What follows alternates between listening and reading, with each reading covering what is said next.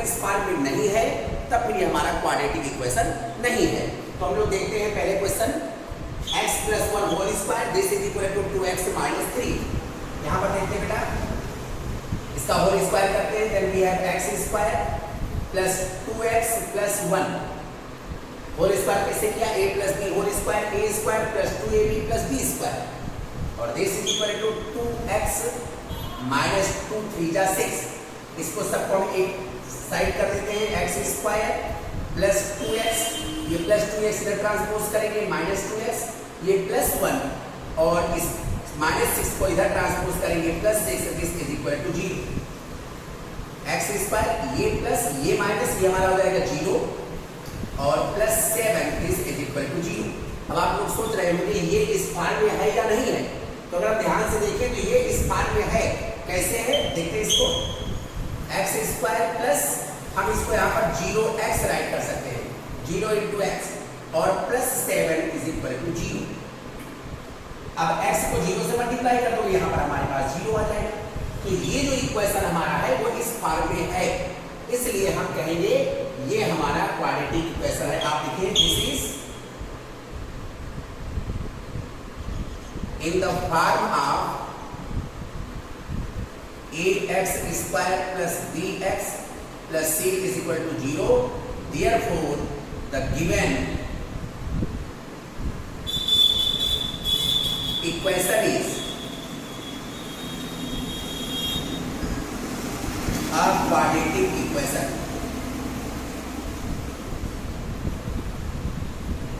इस तरह से इसमें का फर्स्ट क्वेश्चन जो है उसके सभी पार्ट को हम इस तरह से सॉल्व करके फाइंड आउट कर सकते हैं। चलिए एक आध क्वेश्चन और देख लेते हैं। देखते हैं बेटा next part, x² - 2x this is equal to -2 × 3 - x। इसको हम सॉल्व करेंगे, x² - 2x this is equal to -6 - +2x। इसको सब इधर कर लेते हैं हम लोग, x² - 2x, ये +2x इधर ट्रांसपोज करेंगे, -2x और ये -6 इधर आएगा तो +6, this is equal to 0।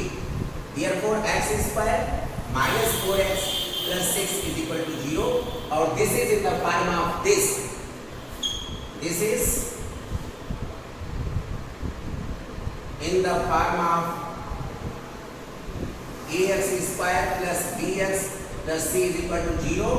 Therefore this is a quadratic equation।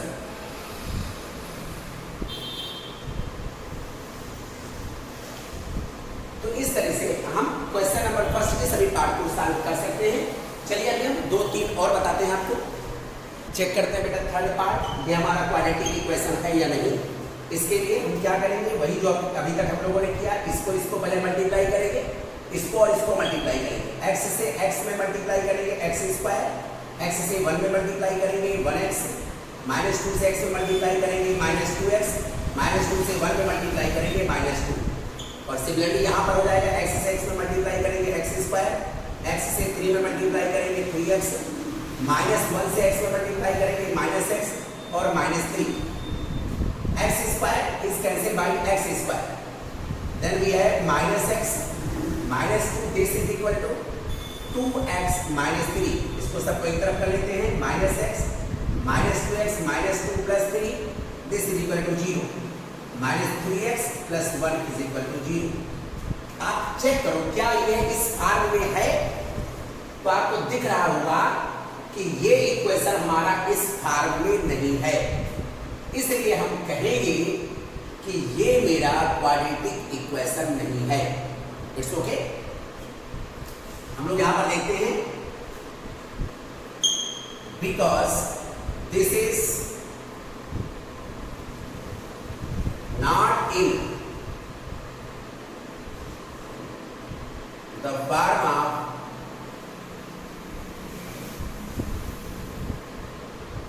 ax² + bx + c is equal to 0, therefore this is not a quadratic equation।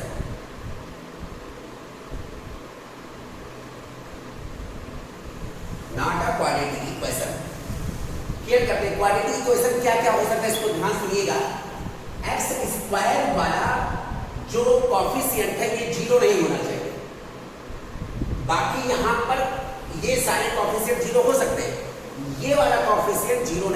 चाहिए, मीन्स ए कभी जीरो नहीं होना चाहिए।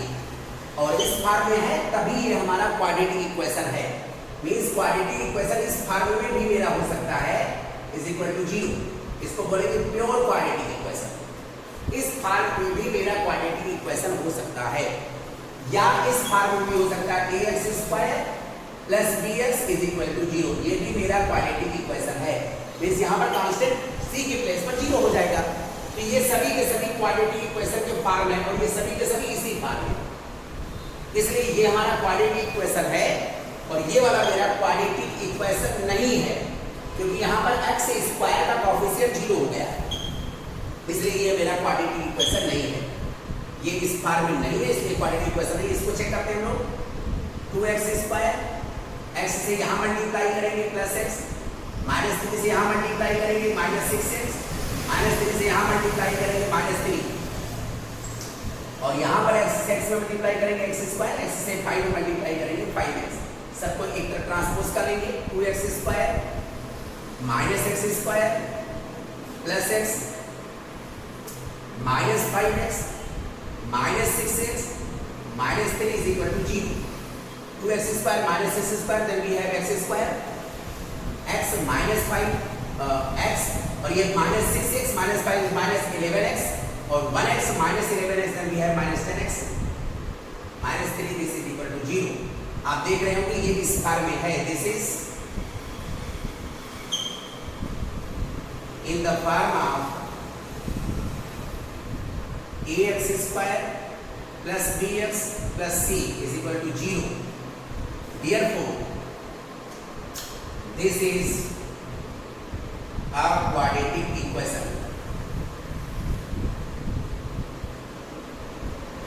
ये हमारा क्वाड्रेटिक इक्वेशन है। इस तरह से अगर आप चाहो तो इसमें के बाकी जो क्वेश्चन है आप लोग खुद उसको सॉल्व कर सकते हो। मैं इसमें से एक क्वेश्चन आपको और बताने जा रहा हूँ, और वो क्वेश्चन जो हमारा है वो है 7th नंबर और 8th number, means first question का 7th और 8th पार्ट हम आपको बताने चले हैं, उसको आप लोग ध्यान से देखिएगा। देखते हैं बेटा 3rd 7th पार्ट ये मेरा दिया गया है, हम इसको सॉल्व करते हैं। यहाँ पर देखिए a plus B whole cube, आपने फार्मूला पढ़ा है a plus B whole cube, this is equal to a cube plus b cube plus 3ab into a plus b। ये फार्मूला आप लोगों ने पढ़ा है, इसी को हम लोग यहाँ पर अप्लाई करेंगे। ये मेरा हो जाएगा a cube means x cube, b cube means 2 cube means 8 plus 3a means x, b means 2 और into a plus b means x plus 2। This is equal to 2x cube minus 2x। अब हम इसको solve करेंगे, x cube ये plus 2x cube इधर transpose करेंगे minus 2x cube plus 8, ये minus 2x इधर आ जाएगा हमारा, तो प्लस 2x हो जाएगा। यहाँ पर ये प्लस 8, यहाँ पर 3 to 6x into x plus 2 और दिस इज इक्वल टू 0। तो ये मेरे पास आएगा 1x cube minus x cube, then we have minus x cube plus 2x plus 8 plus 6x square plus 12x is equal to 0।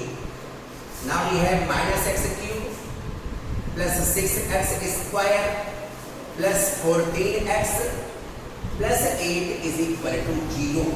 क्या दिख रहा है? क्या ये इस फॉर्म में है? तो आपको दिखेगा नो, यह इस फॉर्म में नहीं है। तो आप यहाँ पे लिखेंगे this is not in the form of ax square plus bx plus c is equal to 0। Therefore, this is not a quadratic equation.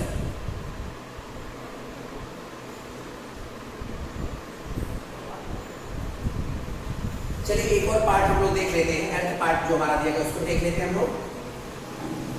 ये मेरे पास है x cube minus 4x square minus x plus 1, this is equal to a minus b whole cube. Formula अपने पास a minus b whole cube वाला लगेगा, a cube minus b cube minus 3ab into a minus b। तो ये हमारा हो जाएगा a cube minus b cube minus 3ab into a minus b, x cube से x क्यूब कैंसिल हो जाएगा।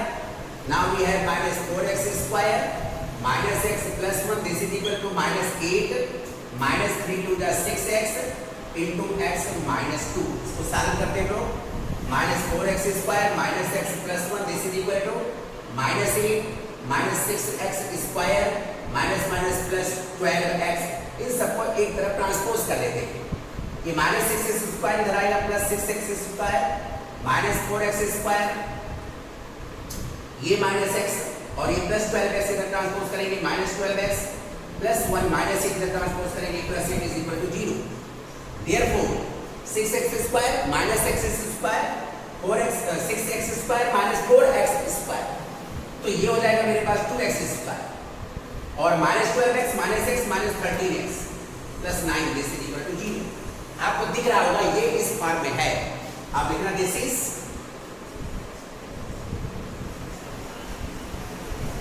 इन the form of ax square plus bx plus c is equal to 0. Therefore, this is a quadratic equation.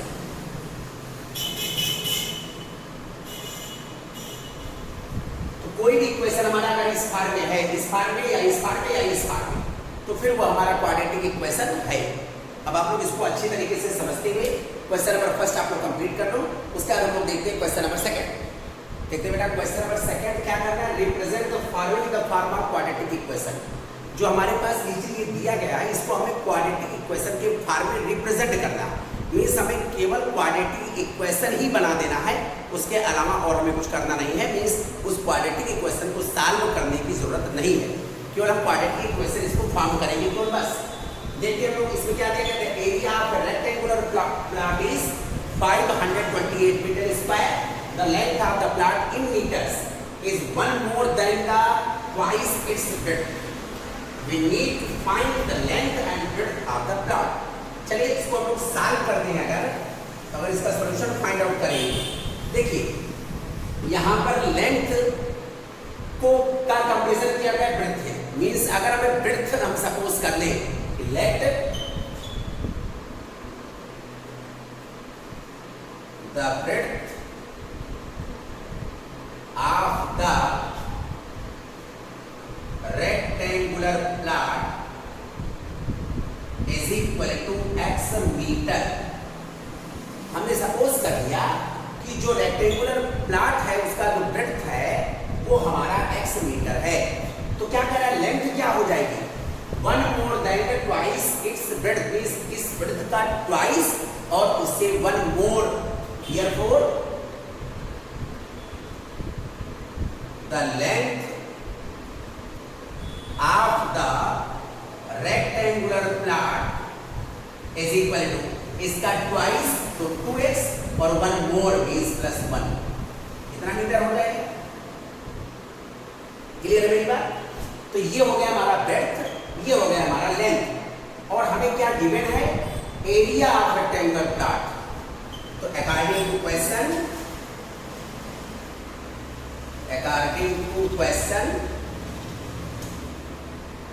area of rectangular plot is equal to 528 metre square. अब हमें पता है अच्छे तरीके से जो रेक्टेंगल होता है उसका एरिया क्या होता है, L into B, means length into breadth. यहाँ पर हो जाएगा length into breadth is equal to 528, और लेंथ हमारी आई है 2x प्लस 1, ब्रेड्थ है x is equal to 528। x से यहाँ मल्टीप्लाई कर देंगे हम लोग 2x स्क्वायर, x से यहाँ मल्टीप्लाई करेंगे x minus 528, this is equal to 0, और यही हो जाएगा हमारा आंसर, क्योंकि ये हमारा है क्वाड्रेटिक इक्वेशन। तो इसको आगे सॉल्व करने की जरूरत नहीं है, क्योंकि केवल हमें क्वेश्चन में जो डायरेक्शन दिया गया है वो represent the following the form of quadratic equation. हमें इसको केवल क्वाड्रेटिक इक्वेशन के फॉर्म में ही राइट करना है। और इसके अलावा हमें सॉल्व करके लेंथ और ब्रेड्थ निकालने की कोई आवश्यकता यहाँ पर नहीं है। It's okay. देखते हैं बेटा क्वेश्चन नंबर सेकंड, रिप्रेजेंट। तो सेकंड क्वेश्चन का डायरेक्शन सेम टू सेम है। जो सेकंड क्वेश्चन हमारा है, सेकंड क्वेश्चन का second part, the product of two consecutive positive integers is 306 and we need to find the integers. हमें integers को find out अगर करना है तो फिर हम इसका क्वाड्रेटिक इक्वेशन कैसे बनाएंगे, इसको देखते हैं। पहले एक वर्ड आया consecutive positive integers. Positive integers means जो हमारे नेचुरल नंबर्स हैं, मींस 1 2 3 4 5, ये हमारे पॉजिटिव इंटीजर्स हैं। दूसरी चीज यहां पर एक शब्द आया है कॉन्सिक्यूटिव। तो कॉन्सिक्यूटिव पॉजिटिव इंटीजर का मतलब क्या हुआ, जैसे 2 के तुरंत बाद 3 आता है तो 2 3 कॉन्सिक्यूटिव हो गए, 3 4 5 6, इस तरह से 17 18 23 24, ये सभी कॉन्सिक्यूटिव नंबर हो गए। तो कॉन्सिक्यूटिव इंटीजर हो गया। इसका मतलब ये हुआ कि अगर दो कॉन्सिक्यूटिव इंटीजर हैं तो उनके बीच का डिफरेंस क्या होगा। अरे भाई 2 और 3 के बीच का डिफरेंस क्या है, 1 है। 17 18 इसके बीच का डिफरेंस क्या है, 1 है। तो अगर कॉन्सिक्यूटिव नंबर्स होंगे उनके बीच का डिफरेंस 1 होगा। मींस अगर पहला नंबर 3 है तो अगला नंबर 4 होगा, पहला नंबर 7 है तो अगला नंबर 8 होगा। इट मींस पहले नंबर से 1 मोर दूसरा नंबर होगा। इट मींस अगर पहला नंबर x है तो अगला नंबर क्या होगा, x + 1। तो ये कॉन्सिक्यूटिव नंबर हो गए, कॉन्सिक्यूटिव इंटीजर हो गए। लेकिन अगर कहा जाए आपसे कि कॉन्सिक्यूटिव ऑड इंटीजर्स, तो ऑड में देखिए 1 और 3 ये ऑड इंटीजर्स हैं और कॉन्सिक्यूटिव है। 1 के बाद 3 3 के बाद 5 5 के बाद 7। तो आप देख रहे हैं कॉन्सिक्यूटिव ऑड इंटीजर में 2 2 का डिफरेंस आ रहा है। तो अगर हम कॉन्सिक्यूटिव इंटीजर मानेंगे तो x और x + 1 मानेंगे। अगर कॉन्सिक्यूटिव ऑड इंटीजर मानेंगे तो x और x + 2 मानेंगे। और अगर कॉन्सिक्यूटिव इवन इंटीजर्स जैसे 2 4 6 8 10 12 14 इस तरह से, तो आप देख रहे हैं कि इवन इंटीजर्स में भी 2 2 का ही डिफरेंस है। तो कॉन्सिक्यूटिव ऑड इंटीजर्स x और x + 2 सपोज करेंगे, टू कॉन्सिक्यूटिव इवन इंटीजर्स तो भी उसको x और x + 2 ही सपोज करेंगे। और अगर कॉन्सिक्यूटिव इंटीजर कह रहा है ना ऑड ना इवन तो x और x + 1 सपोज करेंगे। तो यहाँ पर हमें कॉन्सिक्यूटिव पॉजिटिव इंटीजर कह रहा है ना ऑड ना इवन तो x और x + 1 सपोज करेंगे। यहाँ लिखेंगे late those consecutive positive integers are x and x + 1 according to question।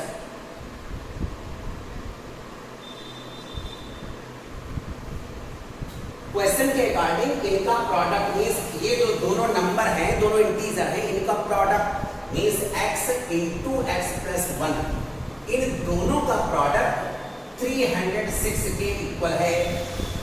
तो हमने x × x + 1 = 306 राइट कर दिया। अब हम इसको मल्टीप्लाई करेंगे x² + x और इसको इधर ट्रांसपोज कर लेंगे -306 = 0 and this is our answer. क्योंकि हमें पॉजिटिव इंटीजर्स को फाइंड आउट नहीं करना है, हमें केवल इसे क्वाड्रेटिक इक्वेशन के फॉर्म में रिप्रेजेंट करना है।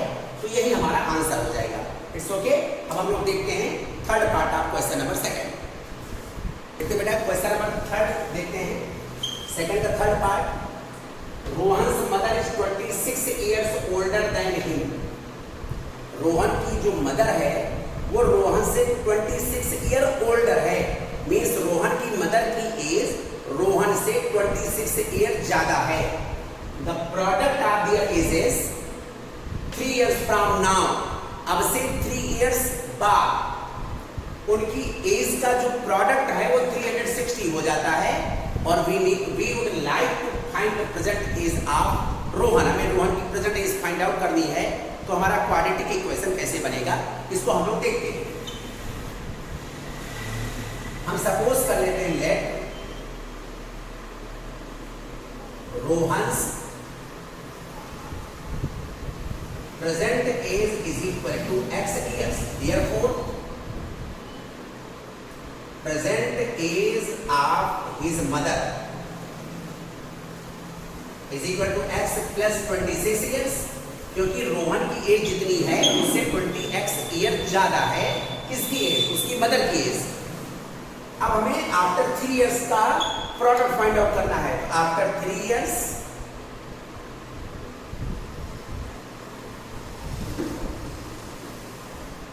मींस अब से 3 ईयर बाद, after 3 years age of Rohan, Rohan की एज क्या होगी? अगर आज आप 15 ईयर के हो, आफ्टर 3 इयर्स आपकी एज क्या होगी? यस 18 इयर्स होगी। मींस आपने क्या किया? अपनी एज में 3 आपने प्लस कर दिया। तो आफ्टर एज बतानी है तो प्लस करके बताया जाएगा, बिफोर एज बतानी है माइनस करके बताया जाएगा। कोई रटने वाली चीज तो है नहीं, तो समझने वाली चीज है। हमारे पास एज ऑफ रोहन कब? After 3 years. अभी प्रेजेंट एज उसकी x है, आफ्टर 3 इयर्स प्लस 3 और 8 हो जाएगा। एज ऑफ हिज मदर, उसकी मदर की एज इस समय x प्लस 26 है, आफ्टर 3 इयर्स इसमें प्लस 3 हो जाएगा, तो दिस इज इक्वल टू हो जाएगा x प्लस 29 इयर्स। अब according to question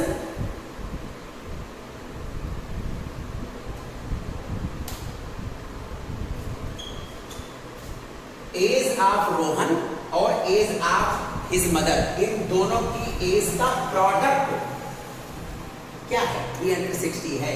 it means x plus 3 into x plus 29, this is equal to 360।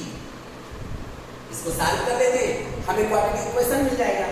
x से x में मल्टीप्लाई करेंगे x स्क्वायर, x से 29 में मल्टीप्लाई करेंगे 29x, 3 से x में मल्टीप्लाई करेंगे 3x, 3 से 29 में मल्टीप्लाई करेंगे 87 और minus 360, this is equal to 0। X square plus 32x और minus 10 minus 7 we have 3, 15 minus 8 we have 7 and now ये 2, दिस इज इक्वल टू 0 और ये हो जाएगा हमारा आंसर। तो आप लोग इसको राइट कर लो, ये हमारा क्वाड्रेटिक इक्वेशन फॉर्म हो गया। और हमें केवल क्वाड्रेटिक इक्वेशन ही फॉर्म करना था, हमें उनकी एज फाइंड आउट नहीं करनी थी। Therefore this is our answer. Write कर लें आप लोग इसको, उसके बाद हम last part of this question देखते हैं। देखते बेटा, फोर्थ पार्ट क्या कह रहा है? अ train travels a distance of 480 kilometre at a uniform speed. If the speed had been 8 km per hour less, it would have taken 3 hours more to cover the same distance. We need to find the speed of the train. Question का मतलब समझिए, 480 kilometre की distance है, एक train एक uniform speed में उसको cover करता है, लेकिन कंडीशन अगर लागू कर दी जाए कि वो अपनी स्पीड को 8 किलोमीटर पर आवर लेस कर, पहले से 8 किलोमीटर पर आवर लेस हो जाए उसकी स्पीड, तो अगर आप धीमी चाल से चलोगे आपकी स्पीड डाउन होगी तो टाइम ज़्यादा लगेगा डिस्टेंस को कवर करने में, श्योर है। तो यहाँ पर भी उसको 3 आवर्स मोर लगता है, में टाइम जो है वो बढ़ जाता है। देखिए इसको हम लोग कैसे करते हैं, let the speed of the train is equal to x kilometre per hour. Distance हमें गिवन है, distance is equal to 480 kilometre. तो हम अगर टाइम की बात करें तो we know time is equal to होता है डिस्टेंस अपॉन स्पीड। ये हमारा फार्मूला है। डिस्टेंस हमारी 480 किलोमीटर और स्पीड हमारी x किलोमीटर पर आवर, तो इतना आवर्स उसको लगता था, उस डिस्टेंस को कवर करने में इतना टाइम उसको लगता था। लेकिन when the speed is equal to, speed पहले से 8 किलोमीटर पर आवर लेस हो जाए, मीन्स कम हो जाए। पहले इसकी स्पीड थी x, अब इसमें से -8 कर दो। मैंने जिस रफ्तार में वो चल रही थी उससे वो 8 किलोमीटर पर आवर अपनी स्पीड को कम कर ले, देन टाइम क्या होगा? डिस्टेंस तो वही रहेगी 480 किलोमीटर और स्पीड क्या हो गई? x -8 hours. तो ये वाला जो टाइम है पहले वाले टाइम से 3 आवर मोर है, ये टाइम ज्यादा है, इससे 3 आवर्स मोर जब स्पीड कम होगी टाइम ज्यादा लगेगा, सीधी सी बात है। तो according to question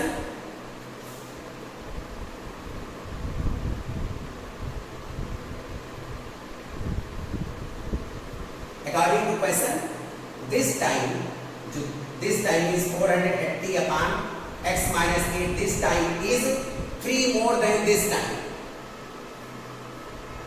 plus 3 hours more, means पहले जितना टाइम लगता था उससे 3 मोर लग रहा है, 3 और लग रहा है। मीन्स अगर ये पहले 5 आवर्स लगता था अब उसे 8 आवर्स लग रहा है, 5 + 3 8।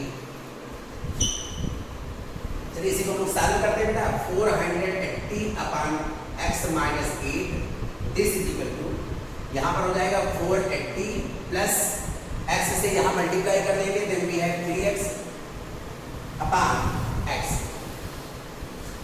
क्रॉस मल्टीप्लाई करेंगे 480x this is equal to x से यहाँ मल्टीप्लाई करेंगे 480x, x से यहाँ मल्टीप्लाई करेंगे 3x स्क्वायर, माइनस 8 से यहाँ मल्टीप्लाई करेंगे माइनस 8 0 0, 8 8 64, 8 4 32 प्लस 6 38 और माइनस 24x, ये इससे कैंसिल हो जाएगा। अब हमारे पास क्या आ जाएगा 3x square minus 24x minus 3840, this is equal to, इधर बचा मेरे पास 0। अगर हम चाहें तो 3 से पूरा कैंसिल हो सकता है, हम 3 से इसको डिवाइड कर देते हैं, तो ये हो जाएगा हमारे पास x square minus 8x minus 3 1 जा 3, 3 2 जा 6, 3 8 जा 24, 0, दिस इज इक्वल टू 0, और यही हो जाएगा हमारा आंसर। तो आप लोग इसको अच्छे से सॉल्व करके, समझते हुए अच्छे से सॉल्व करके बेटा फेयर कर दीजिए। It's okay.